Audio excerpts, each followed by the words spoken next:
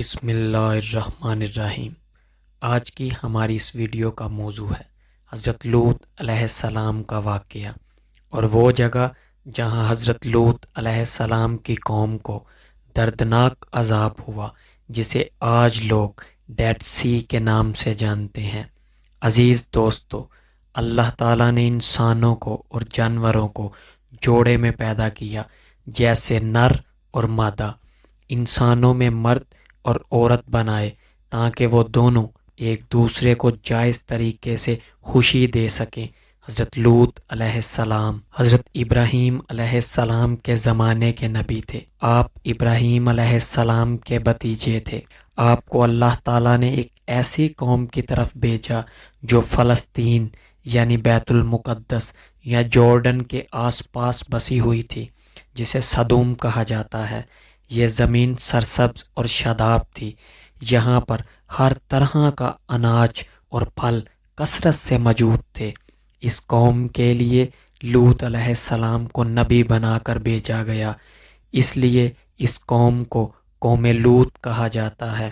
اس قوم میں اس وقت ایسی برائی پائی جاتی تھی جو ان سے پہلے دنیا کے کسی بھی قوم میں نہیں پائی گئی۔ اس قوم کے مرد اپنی نفسیات خواہش کو پورا کرنے کے لیے مردوں کے پاس جاتے تھے، اور یہ بے حیائی اتنی عام ہو گئی تھی کہ وہ اپنے اس برے کام کو برا نہیں سمجھتے تھے بلکہ اس پر فخر کیا کرتے تھے۔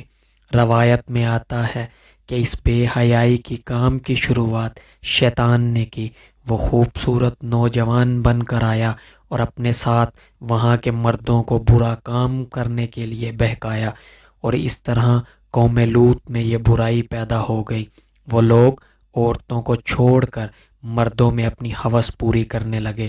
روئے زمین پر یہ برائی قوم لوط کی قوم سے شروع ہوئی، اس لیے آج بھی اس فعل کو لاولات کے نام سے جانا جاتا ہے۔ لوط علیہ السلام نے اپنی قوم کی اصلاح کی بہت کوشش کی، بہت عرصہ ان کے بیچ میں رہ کر دین کی دعوت دیتے رہے، نصیحت کرتے رہے، اللہ تعالیٰ کے عذاب کی دھمکی دیتے رہے، لیکن ان کی قوم پر کوئی اثر نہ ہوا۔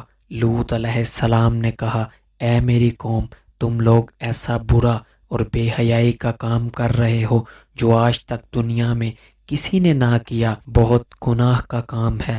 تم اپنی عورتوں کو چھوڑ کر مردوں کے پاس جاتے ہو۔ اگر تم اپنے برے کاموں سے باز نہ آئے تو مجھے ڈر ہے کہ ایک دن تمہیں اللہ تعالیٰ کا عذاب آ گھیرے گا۔ میں تم سے اپنے اجر کی کوئی قیمت نہیں مانگتا، میرا اجر تو میرے رب کے پاس ہے جو سارے عالم کا مالک ہے۔ اس پر ان کی قوم کے جو دولت مند یا امیر سردار تھے، انہوں نے کہا، ہمیں نصیحت مت کرو، بڑے پاک صاف بنتے ہو، اگر تم نے نصیحت دینا بند نہ کیا تو ہم تمہیں شہر کے باہر نکال دیں گے۔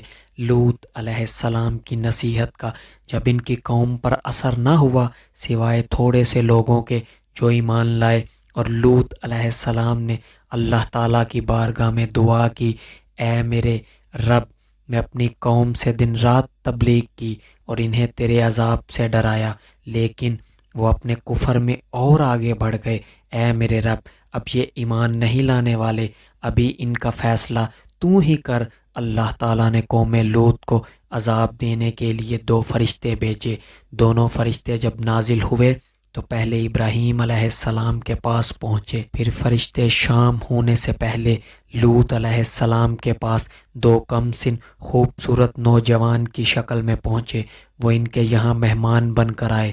لوط علیہ السلام کو اپنی قوم کے لوگوں کی خباثت کا پتہ تھا، اس لیے جب انہوں نے اپنے کم سن خوبصورت نوجوان مہمانوں کو دیکھا اور دل ہی دل میں کودنے لگے اور کہنے لگے، آج کا دن بڑی مصیبت کا دن ہے۔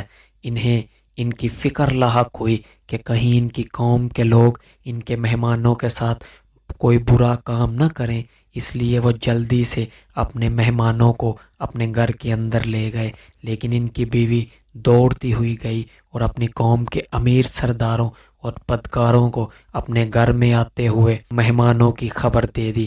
قوم کے بدکار لوگ لوط علیہ السلام کے گھر پہنچے، لوط علیہ السلام سے کہا انہیں ہمارے حوالے کر دو۔ لوط علیہ السلام نے کہا یہ میرے مہمان ہیں، ان کو ہرگز تم لوگوں کے حوالے نہیں کروں گا، تم کو اللہ تعالیٰ کا واسطہ ہے میرے مہمانوں کے سامنے مجھے ذلیل اور رسوا نہ کرو۔ کیا تم میں سے کوئی بھی بھلا آدمی نہیں ہے؟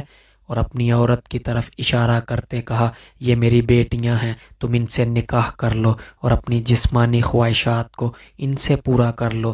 لیکن ان کی قوم کے لوگ نہیں مانے اور کہا تم اچھی طرح جانتے ہو کہ ہم کیا چاہتے ہیں، ہم تمہیں کل صبح تک کی مہلت دیتے ہیں، کل صبح کے بعد تم ہمیں روک نہ پاؤ گے۔